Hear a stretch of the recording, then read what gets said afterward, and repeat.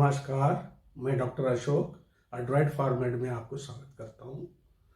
आज हम पढ़ेंगे limit test for chloride. Limit test for chloride पढ़ाने के लिए आपको बहुत सारे आईपी में डिफरेंट मेथड्स दिया हुआ है। डिफरेंट 66 में अलग है, 85 में अलग है और आगे चलते 90, 96 में अलग है, सब अलग अलग है। तो मैं जो पढ़ाने जा रहा हूँ आज वो सिर्फ रिसेंट आईपी फॉलो करके करा। अगर आप मेरे चैनल देखो आपको पूरा क्लियर हो जाएगा जो छोटे छोटे बात जरूरी है जो लिमिट टेस्ट में आपको करना है। बहुत से मिस्टेक्स करते हैं, इसका मिस्टेक सभी आपको पता लग जाएगा। तो कहाँ कहाँ क्लियर करना है वो मैं बता दूंगा। First, limit test for chloride. जो क्लोराइड इम्प्यूरिटी है फार्मास्यूटिकल सब्सटेंस में, उसका कुछ लिमिट बना हुआ है कि इतने ही लिमिट से ज़्यादा क्लोराइड इम्प्यूरिटी फार्मास्यूटिकल सब्सटेंस में होना नहीं है। वो आईपी में लिखा हुआ है। बीपी यूएसपी सब यूज करते हैं, लेकिन मैं पढ़ाऊंगा आईपी फॉलो करके, आईपी का प्रोसीजर। इसको करने के लिए आपको 2 नेस्लर सिलेंडर सेलेक्ट करना होगा। नेस्लर सिलेंडर आपको पता है, नेस्लर सिलेंडर दोनों इसके ऊपर 2 लाइन होंगे जो 50 ml तक है। अगर आप लैब में जाओगे डिफरेंट साइज के मिल जाएंगे, अलग अलग साइज के मिल जाते हैं, लेकिन जब सेलेक्ट करोगे आपको ऐसा चूज करना है जो दोनों का सेम होना चाहिए। सो द फर्स्ट स्टेप क्या हो गया? Select 2 Nessler cylinder of same dimension. Same dimension का मतलब उसका लेंथ उतना ही होगा, उसका इनर डायमीटर भी सेम रहेगा। तो ऐसे सेलेक्ट करना है। जब 2 सेलेक्ट करेंगे आप एक के ऊपर लेबल लगाएंगे। मैं यहां थोड़ा सा ड्रॉ करके दिखा दूंगा। 2 नेस्लर सिलेंडर मैं रफली ड्रॉ कर रहा हूं, आप जरा नीट ड्रॉ कर लेना। 2 नेस्लर सिलेंडर लगाना है। तो नेस्लर सिलेंडर में नीचे फ्लैट रहेगा और वहां एक मार्क रहेगा 50 ml का। ये जो मार्क दोनों बना हुआ है, अगर यहां तक डाइल्यूट करोगे ये बनेगा 50 ml, दोनों का 50 ml तक रहेगा। ठीक। One is labelled as sample, या फिर सैंपल करो या फिर टेस्ट सॉल्यूशन, और दूसरा लेवल करेंगे स्टैंडर्ड सॉल्यूशन।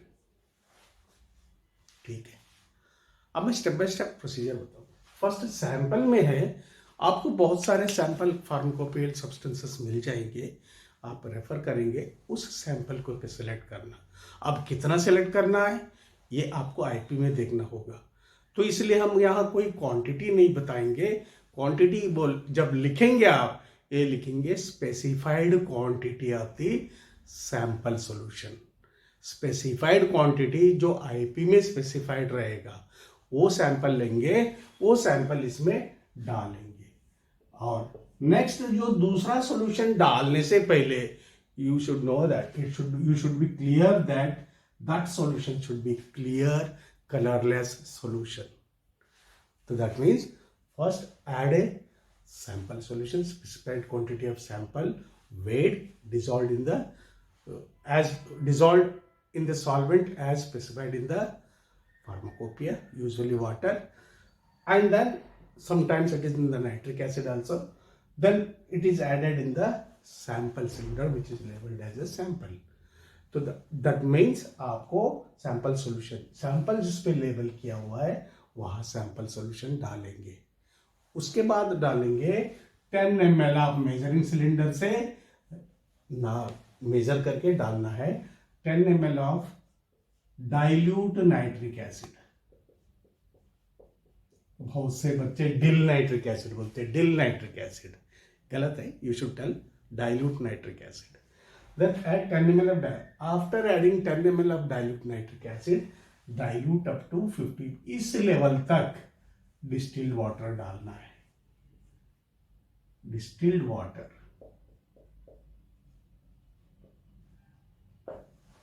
ये मेरे अलग अलग लेयर नहीं होते, ये सारा घुल जाता है पूरा, अलग अलग लेयर नहीं होते।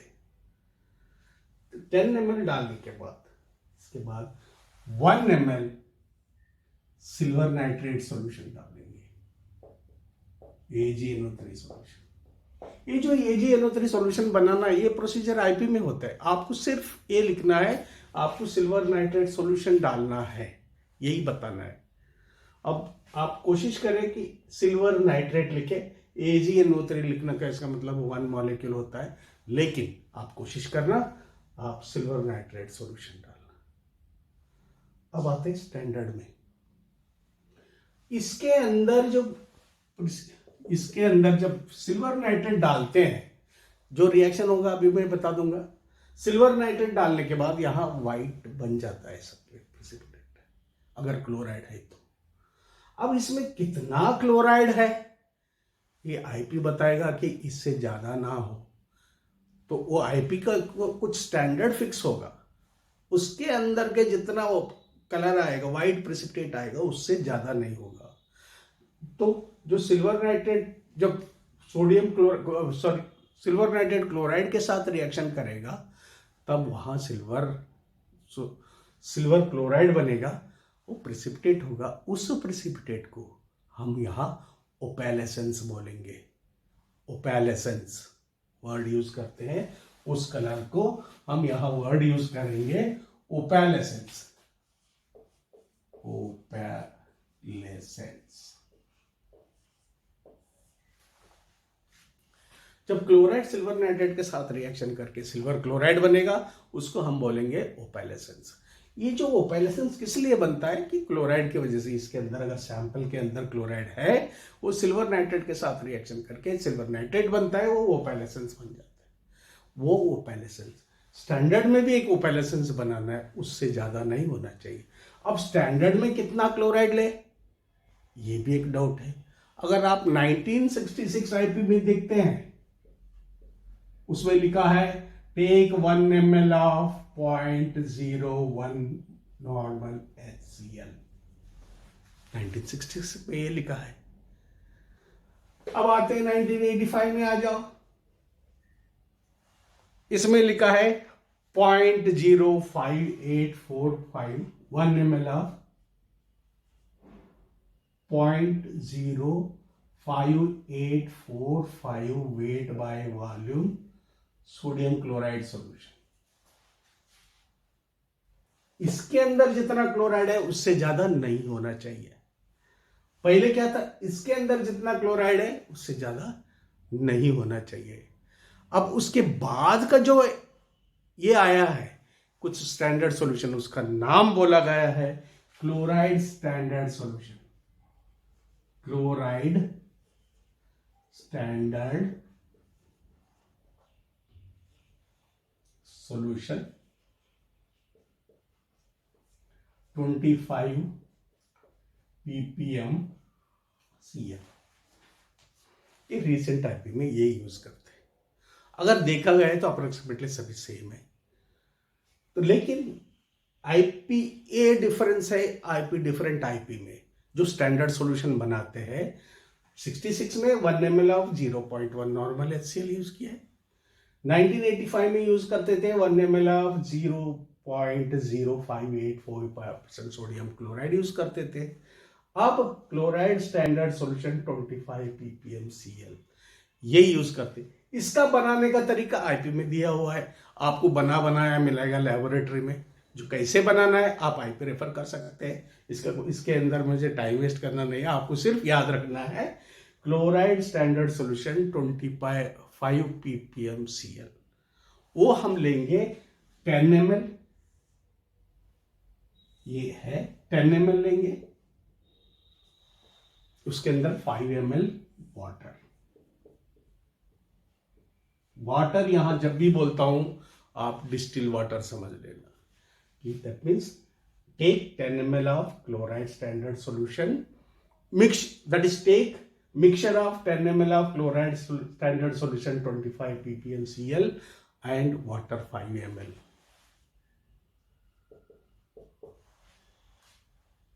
Then add same 10 ml dilute HNO3,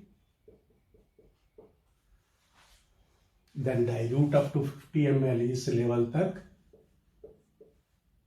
distilled water, then add 1 ml of silver nitrate solution.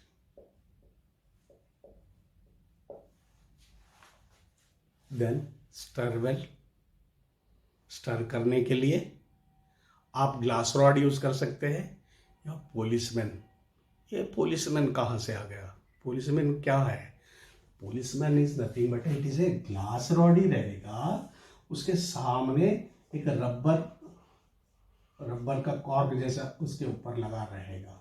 जब हिलाओगे तो ग्लास को आवाज नहीं करेगा, बिल्कुल सॉफ्ट रहेगा। रबर बैंड लगाए, रबर लगा हुआ, इसलिए टोपी रबर जैसा होने की वजह से इसको पोलिसमैन बोलते हैं। कुछ लोग बताते, कुछ लोग नहीं बनाते। अब जनरली ग्लास रॉड बोलते हैं। हम ना, मैं ग्लास रॉड बोलूँगा या तो पोलिसमैन ना बोलूँगा, ये तो लैब में देखेंगे। मेरा यहाँ बोलना है stir well, both stir well keep aside for 5 minutes, 5 minute तक रखेंगे हम। यहाँ तक मैं प्रोसीजर बता रहा हूँ इंग्लिश में। अब हिंदी में बता दिया। पहले सैंपल सॉल्यूशन लेंगे और 10 ml नाइट्रिक एसिड डालेंगे, 50 ml तक डिस्टिल वाटर डालेंगे और 1 ml सिल्वर नाइट्रेट सॉल्यूशन डालेंगे। अच्छा सा स्टर करके 5 मिनट रखेंगे। ऐसे ही उसी टाइम में 10 ml of chloride standard solution 25 ppm Cl लेंगे, उसमें 5 ml वाटर डालेंगे पहले।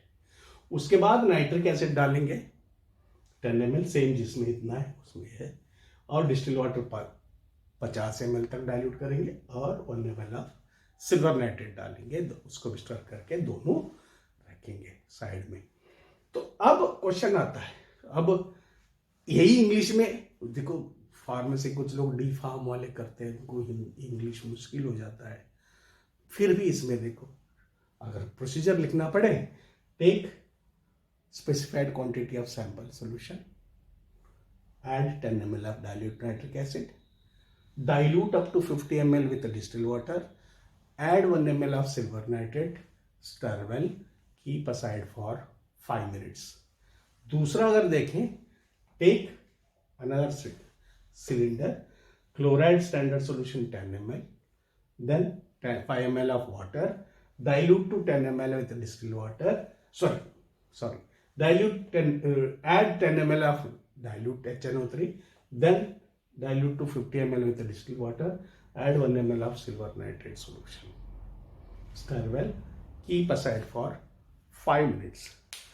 इसमें भी व्हाइट बनेगा, इसमें भी व्हाइट बनेगा, दैट मीन्स ओपेलेसेंस होगा। इसका जो व्हाइट बनेगा पूरा ये घुल जाता है, इसका जो व्हाइट बनेगा वो ओपेलेसेंस फिक्स है, स्टैंडर्ड है। इसके अंदर क्लोराइड है, वो क्लोराइड रिएक्ट करके इस पे व्हाइट प्रेसिपिटेट बन गया है, उसको ओपेलेसेंस बोलेंगे। जो डार्कनेस है, जो गाढ़ा जिसका है, ये इससे ज्यादा नहीं रहना है।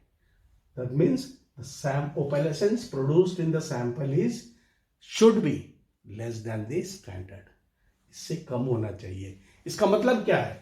अगर इसका ओपेलेसेंस इससे ज्यादा हो गया तो इसका मतलब इस सैंपल में जो भी क्लोराइड है स्टैंडर्ड से ज्यादा है, इसलिए ज्यादा गाढ़ा बना है।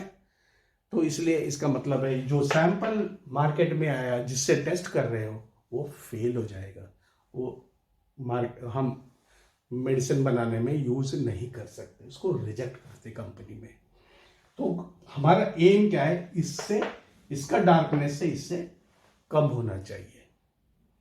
ठीक। अब सेकंड बात याद रखना है कि जो ऑब्जर्व करेंगे, मैंने बहुत से जो लोगों को देखा है, ऑब्जर्व करने के लिए ऐसा नहीं देखते हैं इसको, it should be seen vertically downwards, ऐसे नीचे देखते हैं।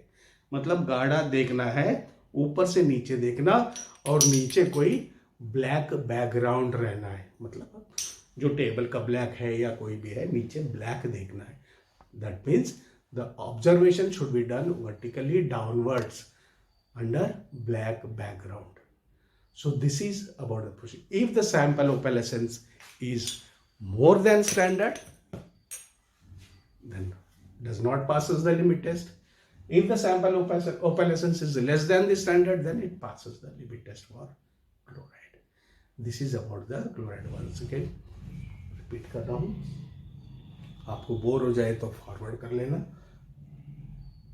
Then they take the sample solution as specified in the water and add nitric acid. और एक पॉइंट मैं बताना भूल, जब नाइट्रिक एसिड जब डालना, अगर सैंपल बनाने में नाइट्रिक एसिड यूज हुआ हो तब नाइट्रिक एसिड डालने का जरूरत नहीं है. अगर सैंपल बनाने में नाइट्रिक एसिड यूज नहीं हुआ हो तो तब नाइट्रिक एसिड डालना है. तो take sample, add nitric acid 10 ml, dilute up to 50 ml, 1 ml of nitric acid, silver nitrate, stir well, keep aside for 5 minutes. Then 10 ml of standard chloride standard solution and add water. To this, add 10 ml of dilute nitric acid, dilute up to 50 ml with distilled water, add 1 ml of silver nitrate, stir well, keep aside for 5 minutes. After 5 minutes, the opalescence is observed vertically downwards under background. If the sample opalescence is less than the standard, passes the limit test for chloride. If the sample opalescence is more than the standard, does not passes the limit test for chloride. जो opalescence बनता है उसके लिए आपको reaction इसमें कैसा होता है, जो भी क्लोराइड इसके अंदर है, ये हो गया प्रोसीजर. अब जो भी क्लोराइड है वो क्या होगा, सिल्वर नाइट्रेट के साथ रिएक्शन होगा. तो क्लोराइड कोई सा भी फॉर्म होता है, सोडियम क्लोराइड, पोटेशियम क्लोराइड, कोई सा भी क्लोराइड हो सकता है. तो हम इसलिए हम Cl को एक नेगेटिव लिखते हैं plus silver nitrate forms in presence of nitric acid forms AgCl. ये है ओपैलेसेंस प्लस NO3. ये है इसकी limit.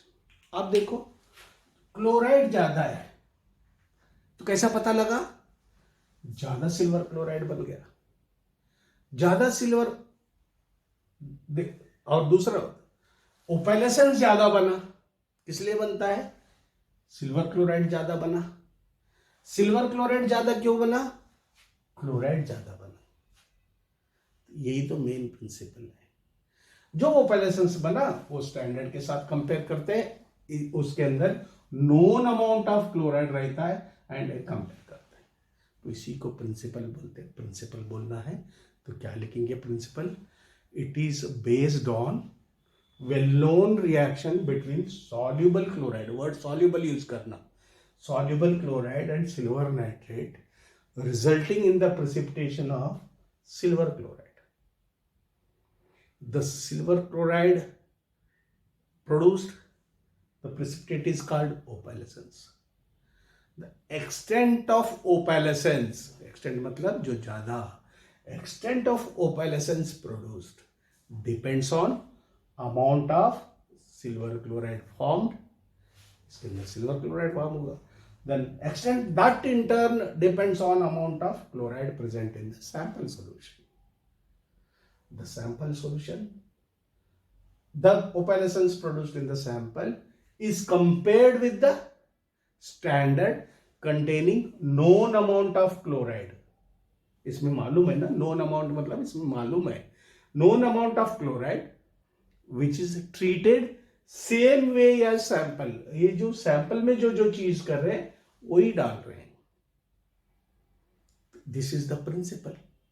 Once again it is based on the reaction between soluble chloride and the silver nitrate and resulting in the precipitation of silver chloride.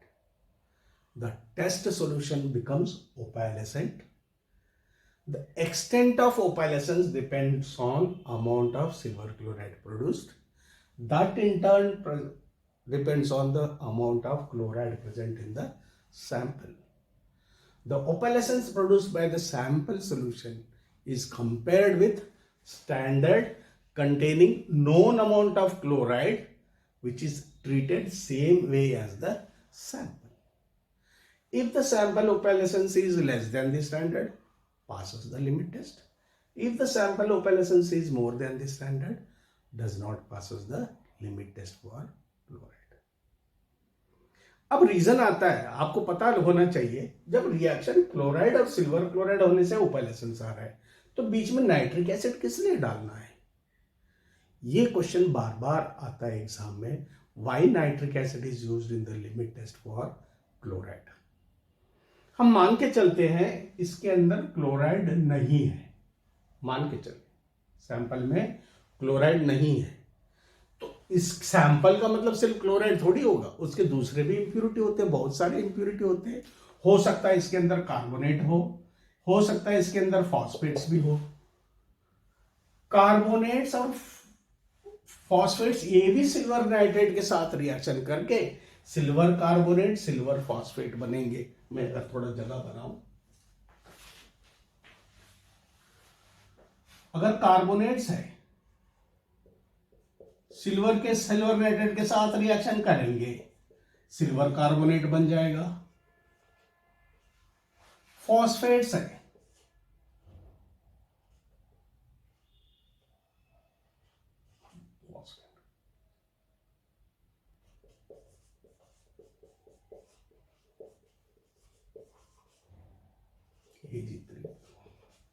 Silver phosphate बनेंगे। तो अगर carbonate impurity है तो सिल्वर कार्बोनेट बनेगा, phosphate impurity है silver phosphate बनेगा, ये भी ओपेलेसेंस बनेगा सिल्वर नाइट्रेट का। वहां तो क्लोराइड है ही नहीं, लेकिन अब ओपेलेसेंस किसका बना हुआ है? इनके। अगर क्लोराइड का हो, हमको तो क्लोराइड टेस्ट करना है, उसके अंदर तो क्लोराइड है ही नहीं, लेकिन उसके अंदर कार्बोनेट मान के चल रहे उसके अंदर नहीं है, मान के चल रहे अगर इंप्यूरिटी है तो, अगर क्लोराइड नहीं है तो, अगर ये नहीं है तो पास होना चाहिए, लेकिन यहां फेल हो रहा है किसके वजह से? Due to these precipitate. अगर हम नाइट्रिक एसिड डाल देते तो ये सभी सॉल्युबल डीकलराइज हो जाएंगे, वहां कुछ नहीं रहेगा। तो सिर्फ क्लोराइड ही ऐसा चीज है, जो सिल्वर क्लोराइड ही ऐसा है, वो नाइट्रिक एसिड में सॉल्युबल नहीं है, so it remains in the opalescence. समझ में आया होगा आप लोगों को। फिर भी लिखने के लिए अगर बोले, द सैंपल में contains other ions like carbonates, phosphates etcetera, these also reacts with nitric acid, reacts with silver nitrate to form silver carbonate, silver phosphate etc. These are also precipitate which alter the opalescence produced by the silver chloride. Therefore, when nitric acid is added, these carbonates, phosphates, silver carbonate, silver phosphates are soluble, but silver chloride is not soluble in nitric acid, therefore it remains in the solution as a opalescence. तो ये reason है। आप simply ये भी लिख सकते हैं to dissolve any other impurity, ऐसे भी लिखते हैं बहुत से लोग, लेकिन it is very clear, you should write very clearly कि टू द सैंपल में contain other ions like carbonates, phosphates etc. These also reacts with silver nitrate to form silver carbonate, silver phosphate etc., which will alter the opalescence produced by the silver chloride. So when nitric acid is added, which dissolves these precipitates in which silver chloride is not soluble, which remains as a opalescence. और दूसरी बात है, अगर solution alkaline है तो जो silver nitrate है chloride के साथ रिएक्शन करने के बाद खुद ही सिल्वर हाइड्रोक्साइड बन के प्रेसिपिटेट हो जाएगा, इसलिए ये अल्कलाइन भी नहीं होना चाहिए। तो दैट मीन्स दूसरा रीजन क्या हो गया कि chloride, that is nitric acid, prevents precipitation of silver as silver hydroxide. So this is the reason. और डिस्टिल वाटर भी क्यों यूज करते हैं? क्योंकि डिस्टिल वाटर के अंदर क्लोराइड है तो डिसॉल्व नहीं हो सकता, कि उसका भी प्रेसिपिटेट आ जाएगा। तो इसलिए डिस्टिल वाटर में क्लोराइड इंप्यूरिटी नहीं होता है, तो इसलिए you should use distil water here. So this are the point. तो वंस अगेन अगर रीजन पूछे, फर्स्ट कार्बोनेट फॉस्फोरेट को डिसॉल्व करेगा, दूसरा प्रिवेंट्स करेगा silver as silver hydroxide. Next thing is आपको पॉइंट नोट करना है, First, you should select both the Nestle cylinder of same dimension. Second, the sample opalescence will be compared with the standard by viewing downwards under black background. Third point, it should be stirred and kept for 5 minutes because the precipitate may not form completely immediately. Therefore, wait for 5 minutes. Final result, if the sample opalescence is less than the standard, passes the limit test for chloride. If the sample opalescence is more than the standard, does not passes the limit test for chloride. अगर मेरा video अच्छा लगा, आप इसको like कीजिए, subscribe कीजिए और हो सके आपके फ्रेंड्स को भी फॉरवर्ड करिए, शेयर करिए. Thank you very much.